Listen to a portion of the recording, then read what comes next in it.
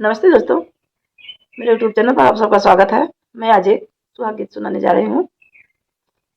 जैसा लगा होगा दोस्तों, मेरे चैनल को लाइक करना, सब्सक्राइब करना तथा कमेंट में लिखना कैसा लगा। मोरे पीछे